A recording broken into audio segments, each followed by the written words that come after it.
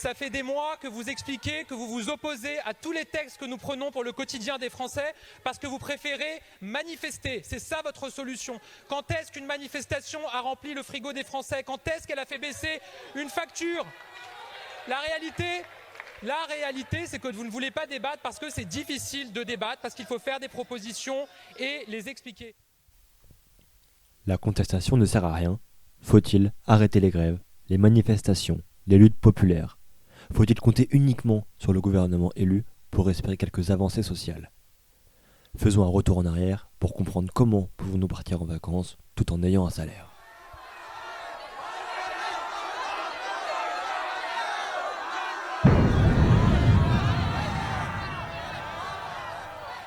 « 11 mai 1936, les usines Briquet, au Havre, se voient exercer un plan de licenciement pour les grévistes du 1er mai.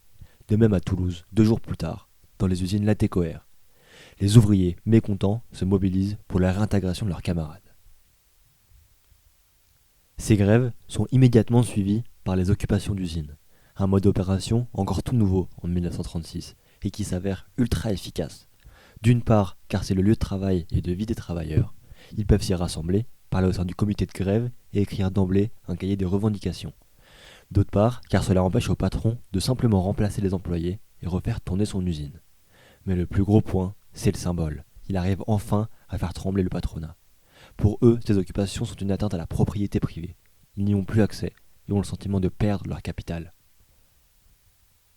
Ces 2 occupations d'usines ont lancé une vague de protestations qui se sont généralisées dans toute la France, en passant d'abord par les entreprises parisiennes, de métallurgie, d'automobile et d'aéronautique.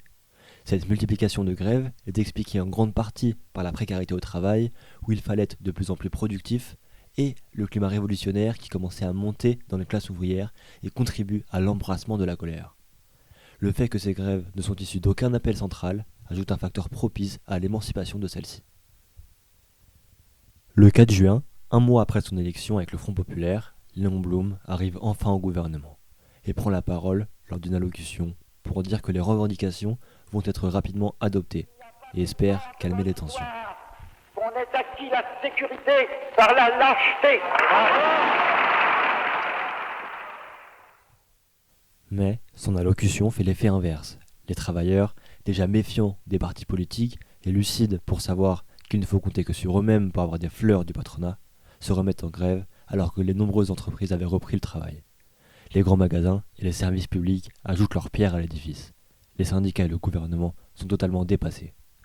Les patrons, très inquiets, car ils savent que pour sauver l'essentiel, c'est-à-dire leur usine, ils n'ont pas le choix de céder aux revendications, ils prennent donc contact avec Léon Blum pour discuter du relèvement général des salaires.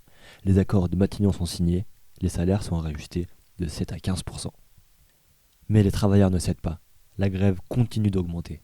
Les bruits de révolte traversent toute l'Europe et finissent par arriver dans les oreilles de Trotsky, qui écrit le 9 juin « La Révolution française a commencé ». La journée du 11 juin atteint le plus gros pic avec 2 millions de grévistes.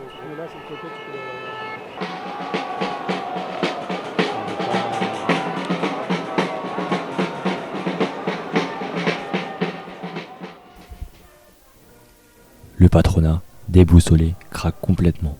Le gouvernement fait immédiatement voter les 40 heures par semaine et les congés payés.